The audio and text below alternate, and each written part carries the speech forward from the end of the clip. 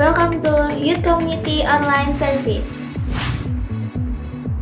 Nah, gimana nih kabarnya teman-teman semua? Aku harap kita semua selalu sehat dalam lindungan Tuhan kapanpun dan dimanapun kita berada. Tetap jaga kesehatan, tetap mengikuti protokol yang diberikan oleh pemerintah, dan tetap semangat ya! Oh ya teman-teman, jangan lupa buat follow Instagram kita di @gbps.com dan jangan lupa juga buat subscribe, like, dan share YouTube channel kita di Youthcom GPS. Dan nyalain lonceng notifikasinya ya, supaya minggu depan kita bisa beribadah bersama lagi di Youthcom Online Service. Buat teman-teman yang mungkin pingin cerita-cerita, pingin berbagi pengalaman, bisa banget join CARE. Apa sih CARE itu? CARE adalah self group yang dimiliki oleh Youth Community, di mana di sana kita bisa saling berbagi, saling cerita, saling menguatkan, dan pastinya bisa belajar banyak hal. Buat yang mau tanya-tanya, bisa DM Instagram kita ya di @gbps.com. Dan buat teman-teman yang sedang mengalami pergumulan dan membutuhkan bantuan doa, bisa menghubungi nomor di bawah ini. Teman-teman masih ingat kan minggu lalu kita bahas tentang apa? Ya, minggu lalu kita bahas tentang do right, di mana dalam melakukan kebenaran itu kita harus melakukannya sesuai dengan firman Tuhan dan dengan motivasi yang tepat, yaitu untuk memuliakan nama Tuhan. Kebenaran itu bukan sebuah pilihan kita, tapi sebuah kewajiban kita untuk bisa kita lakukan, baik itu dalam perkataan maupun perbuatan kita. Dan kita harus bisa melakukannya itu secara konsisten. Bisa dimulai dari diri kita sendiri dan dari hal-hal yang sederhana. Nah, makin penasaran kan dengan apa tema kita minggu ini? Tapi sebelum itu, mari kita dengarkan sharing dari salah satu kakak di Youth Community. Dan inilah sharing lo. Halo, Shalom Youthcomers. Kenalin, nama aku Floren. Jadi di sesi kali ini aku mau sharing tentang kehidupan penginjilan. Nah, penginjilan itu apa sih kalau menurutku pribadi? Penginjilan itu adalah momen dimana ketika kita itu bisa menceritakan dan men-sharingkan kasih Kristus yang begitu luar biasa dalam hidup kita kepada orang lain, entah itu kepada saudara seiman kita atau kepada orang-orang yang belum percaya kepada Tuhan. Nah, penginjilan itu menurutku bisa dilakukan dengan berbagai macam cara. Salah satunya dengan menceritakan kasih Kristus, atau bisa juga lewat perbuatan kita, seperti misalnya ketika kita itu belajar untuk taat sama apa yang difirmankan oleh Tuhan, seperti melakukan buah-buah roh dan lain sebagainya. Nah, di sini aku ingin bercerita tentang kehidupan penginjilan yang aku jalani di kampusku. Sebenarnya waktu itu aku mulai terpikir untuk menginjili temanku adalah karena aku ingin taat gitu. Jadi waktu itu yang kupikirkan adalah ayat yang mengatakan jadikanlah semua bangsa muridku, seperti amanat agung Tuhan Yesus. Jadi dari situlah aku memulai untuk melayani dalam hal penginjilan. Nah, penginjilan yang aku lakukan itu adalah bercerita tentang kasih Kristus, bagaimana anugerah keselamatan yang boleh kita terima itu sebenarnya juga bisa mereka terima ketika mereka percaya kepada Tuhan Yesus. Jadi karena kasih Allah yang sangat-sangat besar buat setiap kita anak-anaknya, kita harus men-sharingkan tentang kasih Allah yang indah itu pada mereka yang belum mengenal atau belum percaya kepada Tuhan Yesus. Nah, awalnya memang mungkin ragu ya, awalnya mungkin memang susah untuk bercerita tentang kasih karunia Tuhan Yesus pada orang-orang yang bahkan nggak percaya sama Tuhan Yesus gitu. Tapi di sini aku percaya bahwa Tuhan Yesus dan Roh Kuduslah yang akan menuntun aku untuk melakukan penginjilan itu. Jadi buat teman-teman di sini yang mau mulai melakukan penginjilan, yang mungkin nggak ngerti gimana caranya melakukan penginjilan, kalian bisa berdoa sama Tuhan untuk meminta hikmat pada Tuhan agar kalian bisa mengerti bagaimana cara yang tepat untuk menginjili orang yang ingin kalian injili itu. Jadi jangan pernah ragu dan takut untuk memulai penginjilan itu ya. Nah teman-teman, kiranya dari sharing ini bisa menguatkan kalian yang ragu untuk memulai penginjilan. Thank you and God bless you. Shalom teman-teman. Saya percaya teman-teman sudah siap untuk memulai ibadah sore hari ini. Mari sebelum kita memulai ibadah, mari sama-sama kita mau berdoa. Tuhan Yesus, terima kasih Tuhan, kami bersyukur karena Engkau masih memberikan kami kesempatan untuk kami bisa bersama-sama beribadah. Tuhan Yesus, kiranya Tuhan mau mengurapi ibadah kami dari awal hingga akhirnya nanti. Kiranya penyertaan Tuhan, pengurapan Tuhan nyata dalam ibadah kami. Kiranya kami dapat merasakan bahwa Tuhan sungguh ada dalam hidup kami. Tuhan sungguh nyata dalam setiap langkah hidup kami Tuhan. Terima kasih Tuhan Yesus, terima kasih. Kami taruh ibadah kami dari awal hingga akhirnya nanti ke dalam tangannya Tuhan. Hanya di dalam nama Tuhan Yesus Kristus. Haleluya. Amin.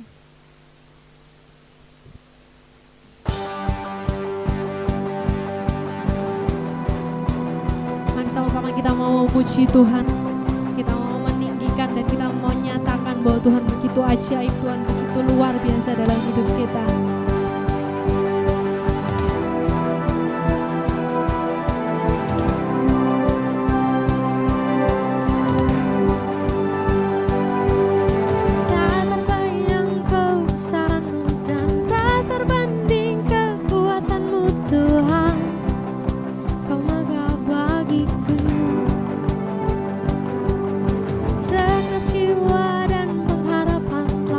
Serahkan tuh rencanamu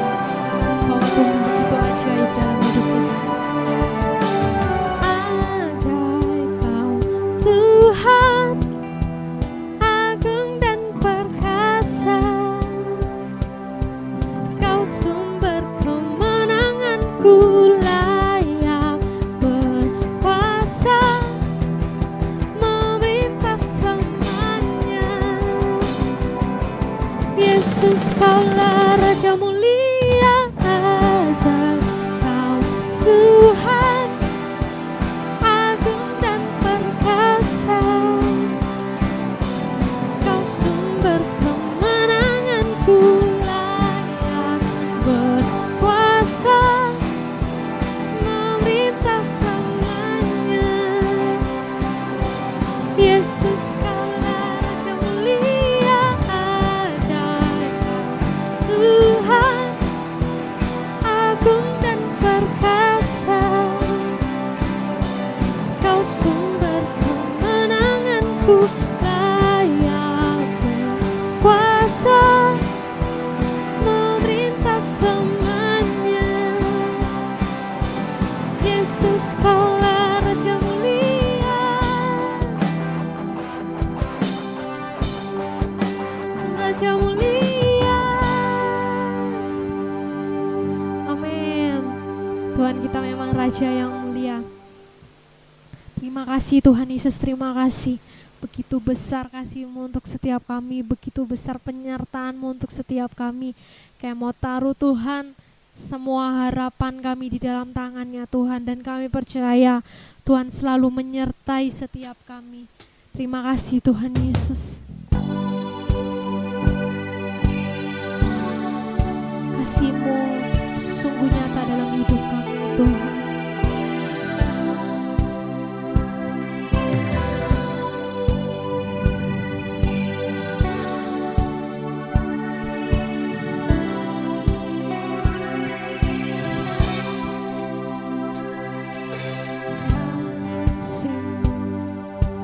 Kau yang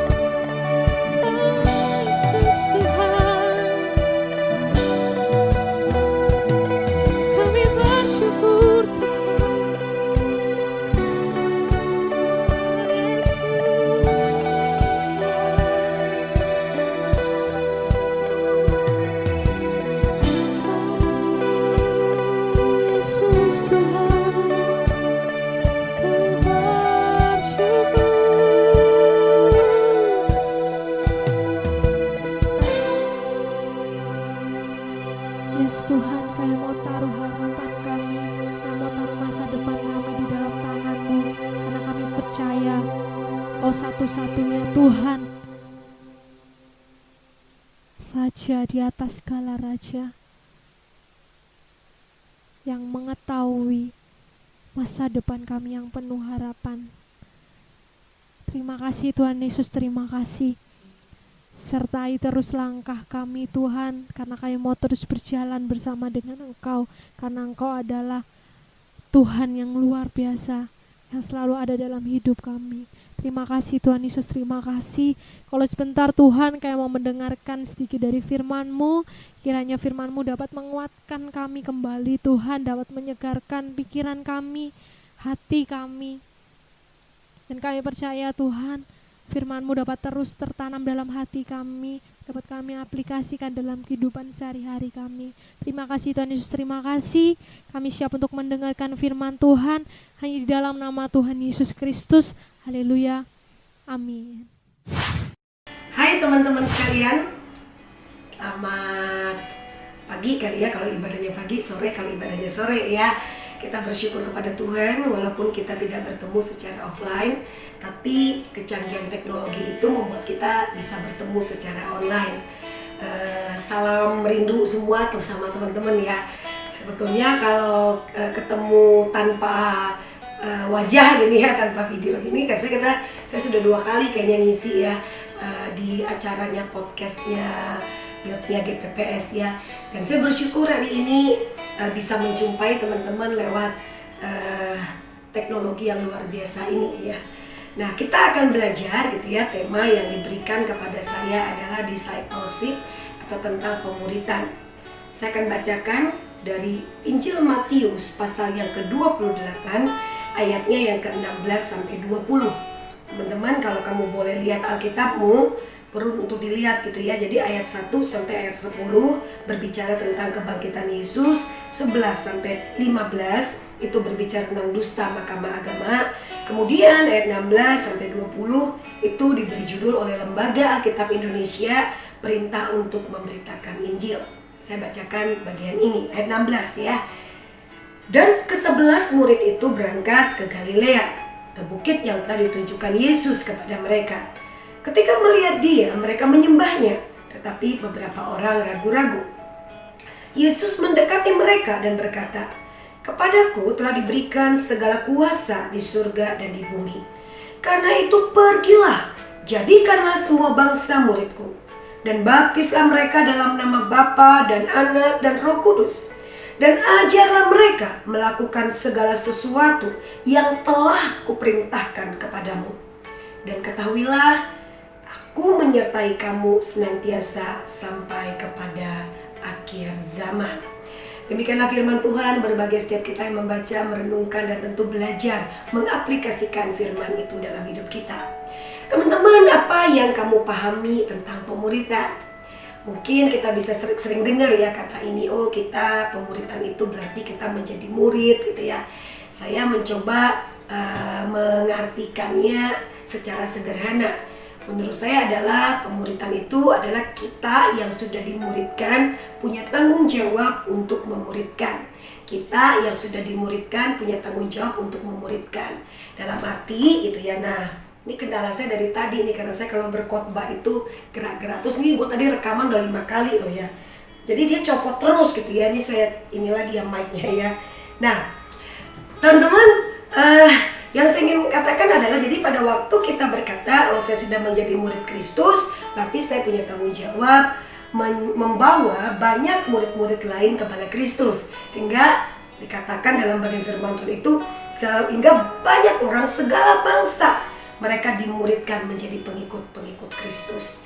Nah teman-teman sekalian, belajar dari firman Tuhan yang telah kita baca tadi, dikatakan bahwa sebelum Tuhan Yesus naik ke surga gitu ya, terus ke surga, Tuhan kasih perintah nih, Tuhan kasih sebuah pesan. Atau istilah yang sering kita pakai adalah amanat agung. Jadi Tuhan memberikan amanatnya sama kayak orang yang misalnya kayak ada orang mau meninggal tuh kan suka tuh, oh sebelum saya mati saya pengen ini. Dan biasanya orang itu lakukan karena takut gitu ya. pesan terakhir, mungkin demikian. Nah, tapi ini kita bukan karena Tuhan Yesus mati dan tidak bangkit lagi, tapi dikatakan justru pesan ini Tuhan Yesus berikan pada waktu dia sebelum naik ke surga gitu ya. Dia pengen mengajak engkau dan aku menjadi rekan kerjanya, sehingga bukan engkau dan aku saja yang menjadi murid, tapi banyak orang di sekitar kita bisa dimuridkan untuk kemuliaan Tuhan.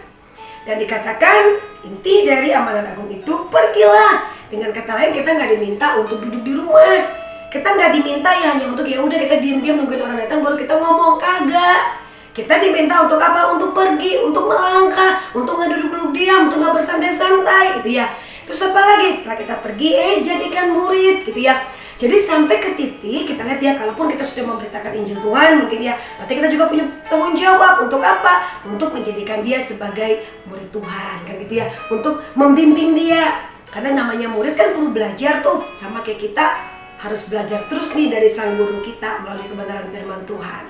Terus dikatakan baptislah, terus dikatakan lagi dalam ayat yang ke-20 tadi, jangan lupa agar mengajar banyak orang itu ya, namanya murid kan terus belajar. Berarti perlu dong ada yang mengajar. Bisa saja yang mengajar tuh banyak banget. Bagi saya termasuk engkau dan aku. Kita mengajarkan banyak orang untuk hidup melakukan kebenaran firman Tuhan. Nah, teman-teman sekalian, oleh karena itu ya kita ngelihatnya adalah pada waktu engkau dan aku sudah menjadi murid, terus kita sekarang akan belajar bagaimana kita menghidupi panggilan kita itu. Bagaimana kita menghidupi panggilan kita sebagai murid. Jadi panggilan murid itu nggak hanya didiamkan, tapi harus kita hidupi gitu ya. Ada beberapa hal teman-teman. Pertama adalah kalau kita ingin menghidupi panggilan kita sebagai murid, berarti kita harus memiliki hati yang rindu untuk memberitakan Injil keselamatan. Hati yang rindu memberitakan Injil keselamatan. Teman-teman, kenapa sih kita perlu gitu ya? Kenapa kita perlu memberitakan Injil? Kenapa kita perlu menyampaikan kepada banyak orang tentang Kristus? Saya yakin sekali kalau engkau dari kecil sudah menjadi Kristen, harusnya sudah baca dong. Ayo saya tanya ya, siapa yang sudah baca Alkitab dari Kejadian sampai Wahyu? Kalau belum ya, semoga setelah khotbah hari ini engkau tergerak, engkau digerakkan Roh Kudus untuk bagaimana aku harus baca, bagaimana mau ngajarin kalau Alkitabnya nggak dibaca, kan kayak gitu ya. Nah teman-teman, dikatakan dalam Kejadian sampai Wahyu, kalau saya mencoba untuk mengambil satu benang merahnya gitu ya, Tuhan menciptakan manusia itu pertama. Tuhan ciptakan manusia, dikatakan wah begitu harmonis, begitu indahnya relasi kita dengan Tuhan kita, dengan semua ciptaan lain, kan demikian. Tapi kemudian Tuhan bilang, buah ini jangan dimakan, buah pengetahuan yang baik dan yang jahat. Tapi namanya manusia itu mungkin karena digoda sama si iblis, dibilang apa? Kalau kamu makan, kamu jadi sama seperti Tuhan. Akhirnya dia berpikir, jadi sama nih gitu ya. Hati-hati ya teman-teman ya, dosa keinginan tidak bisa pengen jadi Tuhan itu adalah hal yang sebenarnya sangat menghancurkan kita. Karena biar bagaimanapun sampai apapun yang terjadi, kita tetap ciptaan, dia tetap sang pencipta, kan kayak gitu. Akhirnya makan tuh. Akhirnya ketika makan, sama kayak Tuhan bilang, kalau kamu makan buah itu kamu jadi mati. Betul, mati. Kenapa mereka mati? Itu ya. Mereka pada waktu makan mereka berada dalam maut. Pada waktu mereka makan mereka berarti berada di bawah murka Allah. Pada waktu mereka makan mereka mati secara rohani, mereka terpisah dari Allah. Nah teman-teman bisa kebayang bagaimana manusia ciptaan hidup tanpa sang pencipta. Nggak bisa gitu ya. Makanya kalau kita ngelihat kenapa sih muncul agama-agama ada banyak di dunia ini, menurut saya dulu kayaknya di Indonesia orang juga nggak ada agama tuh ya awal-awal, ya bener nggak? Orang lihat pohon nyembah pohon, orang lihat gunung nyembah gunung. Tapi kenapa ya manusia bisa punya kebutuhan itu? Karena apa? Di dalam diri manusia sebelum berjumpa dengan sang pencipta itu, maka akan ada kekosongan. Nah makanya dikatakan di sini bahwa pada waktu manusia jatuh dalam dosa, manusia terputus, manusia terpisah, manusia itu sudah mati. Maka manusia itu nggak bisa lagi hidup yang dalam arti mungkin kalau cuma hidup sekedar jalani hari demi hari kayak sekarang bisa saja, tapi bukan kehidupan yang betul-betul bermakna, berarti sampai suatu waktu nanti orang itu berjumpa dengan Kristus. Nah firman Tuhan mengatakan manusia jatuh ke dalam dosa, manusia dibawa maut, manusia menerima murka Allah, manusia harus binasa, dikatakan demikian. Tetapi itu ya, Tuhan ini, Allah ini adalah pencipta yang bukan pencipta yang cuma kayak gini nih, gue ciptain manusia dah. Setelah diciptakan ya udahlah dia jatuh dalam dosa, bodoh dah, singkirin aja, gue bikin manusia lain. Kagak gitu ya. Tuhan kita bukan Tuhan yang begitu. pada waktu manusia itu jatuh ke dalam dosa, manusia itu, ya kata Tuhan tetap pengen aku mengasihi. Sehingga firman Tuhan mengatakan, Tuhan memberikan Yesus Kristus. Kita harus dibawa murka Allah. Yesus Kristus datang ke dunia ini hanya untuk mati disalibkan, menanggung dosa kita akibat dari dosa yang harusnya kita terima itu. Yesus yang menanggung murka Allah itu. Yesus yang harus mati menggantikan posisi kita. Tapi karena dia adalah Allah, dia mati, kemudian pada hari yang ketiga dia bangkit. Nah teman-teman, dikatakan dengan jelas bahwa Tuhan Bapa mengutus Tuhan Yesus datang lahir ke dunia ini untuk menyelamatkan manusia. Nah setelah itu ada tambahan lagi kan ya. Jadi sehingga ketika sudah diutus Yesus, bagaimana nih orang-orang yang tadi yang seharusnya binasa ini bisa akhirnya dipulihkan dengan Bapa? Alkitab berkata apabila orang itu mengalami perjumpaan dengan Kristus, apabila orang itu percaya kepada Yesus. Jadi kita bisa bayangkan bahwa sebelum orang mengenal Kristus dan percaya kepada Kristus, berarti seperti yang dikatakan Alkitab, mereka dalam kebinasaan. Mereka belum dipulihkan, maka belum menerima yang namanya anugerah sehingga mendapatkan kehidupan kekal itu bersama dengan Tuhan. Itulah firman Tuhan mengatakan kita dipanggil nih menjadi rekan kerja Tuhan untuk menyampaikan kita berdosa dan Tuhan sudah memberikan anugerah supaya kita lepas dari murka Allah itu, kita bisa mendapatkan hidup kekal itu, supaya kita nggak lagi dalam kematian kekal atau dalam maut itu atau dalam kebinasaan itu. Maka percaya kepada Kristus. Alkitab dengan jelas berkata apa?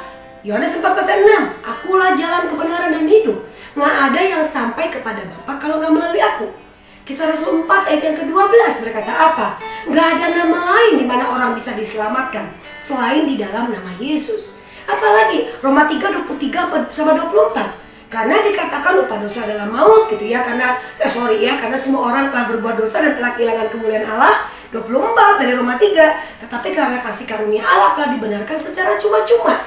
Kebayang gak tuh teman-teman, kita mau percaya Yesus ketika Tuhan itu memberikan anugerah sehingga mulut kita ini bisa berkata, hati kita bisa berkata, aku mau percaya kepada Kristus. Itu anugerah yang diberikan cuma-cuma kepada orang yang dipilih oleh Tuhan. Nah teman-teman, dikatakan bahwa ini kita tahu, baru pada saat itulah maka kita diperdamaikan, maka kita memperoleh hidup yang kekal, maka kita nggak lagi binasa, maka kita akan bahagia, happy ending istilahnya ya. Pada waktu nanti Tuhan Yesus datang yang kedua kali, kita akan bersama dengan Tuhan di dalam kerajaannya yang kekal. Nah kita tahu nih, nah itulah sebabnya kalau kita bilang kita sudah dimuridkan, kita sudah percaya kepada Kristus, maka panggilan ketika kita berkata kita ingin menghidupi panggilan itu, maka kita akan punya hati untuk memberitakan kepada banyak orang agar mereka percaya kepada Kristus. Karena kita tahu tanpa Kristus orang-orang menuju kepada kebinasaan. Nah kemudian yang kedua teman-teman, dikatakan bagaimana kita menghidupi panggilan kita sebagai murid Tuhan. Hidup kita harus meneladani sang guru. Teman-teman, kita nggak diminta tuh untuk menjadi, misalnya kita nggak diminta untuk menjadi pendeta A, pendeta B, pendeta C. Kita nggak diminta menjadi orang-orang sekitar-sekitar kita, enggak. Tapi kita diminta untuk menjadi serupa Kristus. Kan ada lagunya tuh, ku mau sepertimu Yesus, ku mau seperti Yesus kok, ku mau serupa Yesus Tuhanku. Kembali lagi, sebagai tolok ukur kita, standar kita adalah Tuhan. Makanya dikatakan kalau orang yang ngelihat manusia suatu waktu bisa kecewa teman-teman. Makanya Alkitab nggak pernah nyuruh kita tuh ngeladani manusia, enggak. Walaupun Paulus juga pernah bilang, ikutilah teladanku. Kenapa dia berani? Karena bagi Paulus, saya sudah mengikuti teladan Kristus. Kalau kita sudah mengikuti teladan Kristus, wah luar biasa, akhirnya hidup kita pun bisa menjadi teladan bagi orang-orang di sekitar kita.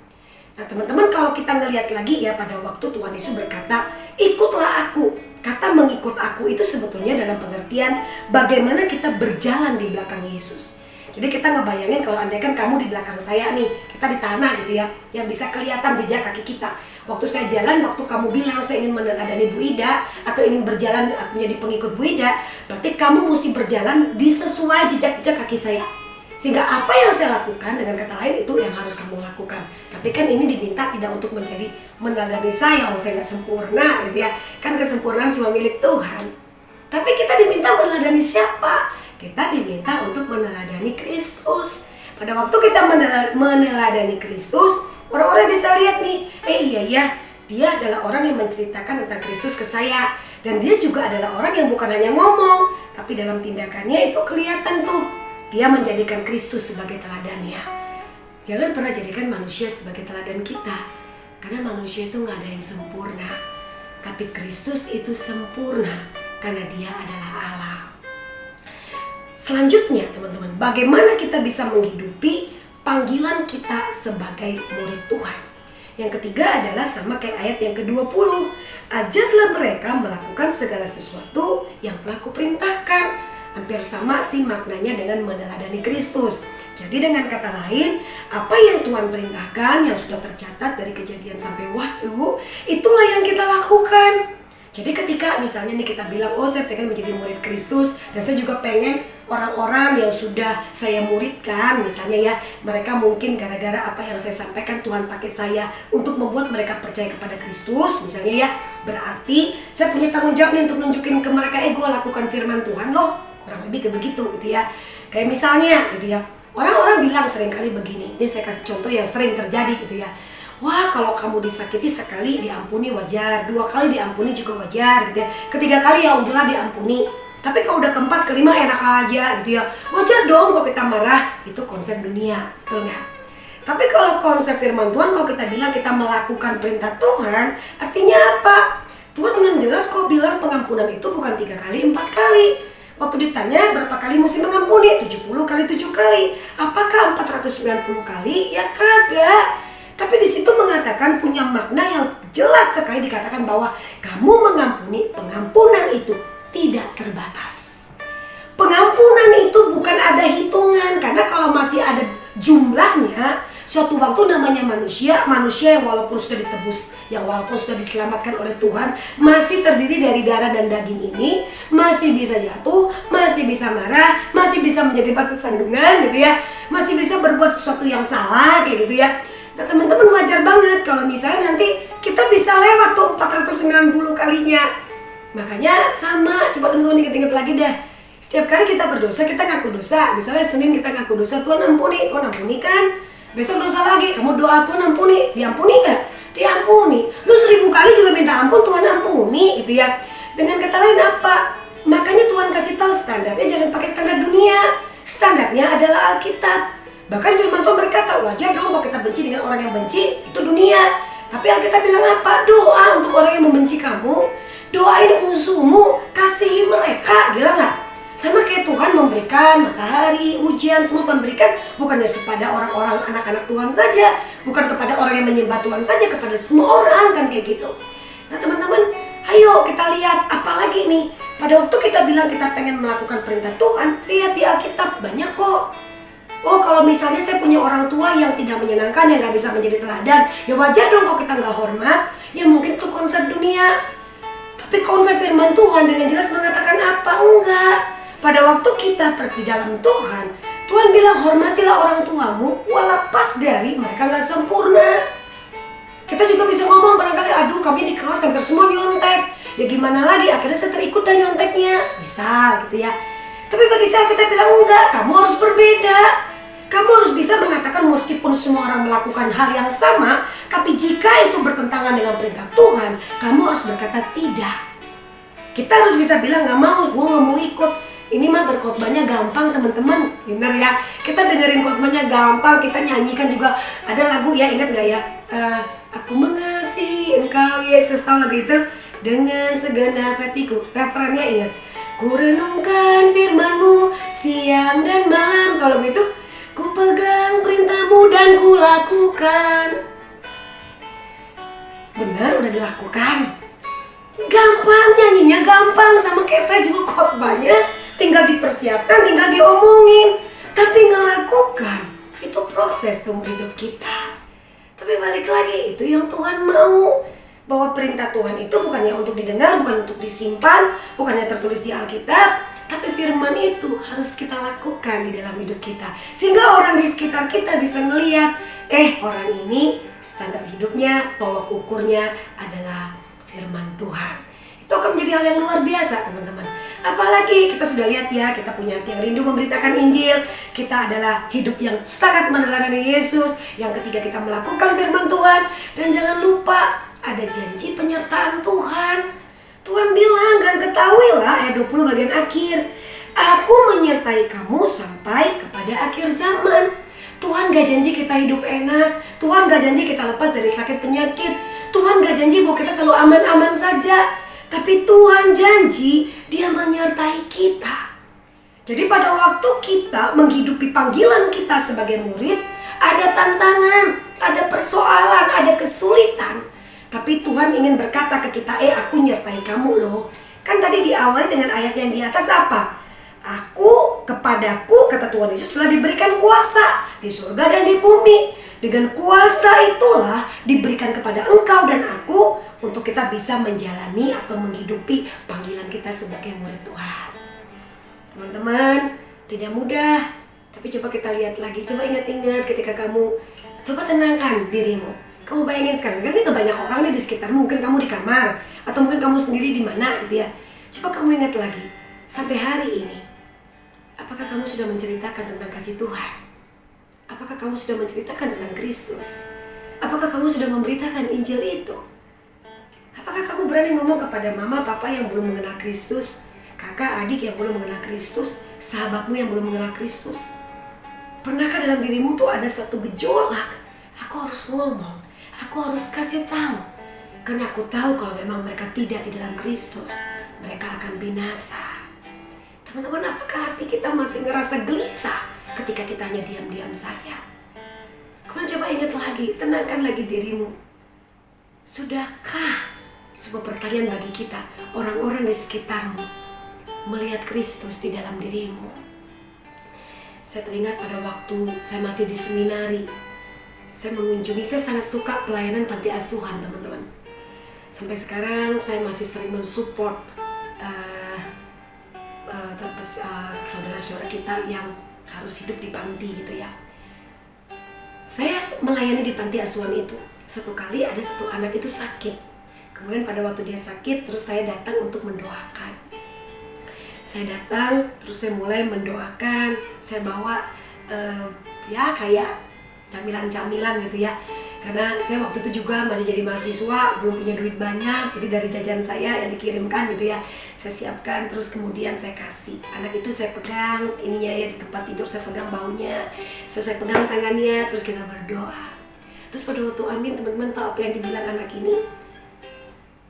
Anak ini bilang ke saya, waktu itu masih manggil Kak. Maklum ya, dari SMA semester 1 tahun nganggur, terus masuk kuliah di seminari. Jadi saya itu di tingkat di semester 2 kali ya. Mungkin saya masih 19-20 tahun kayaknya, saya lupa ya umur saya berapa.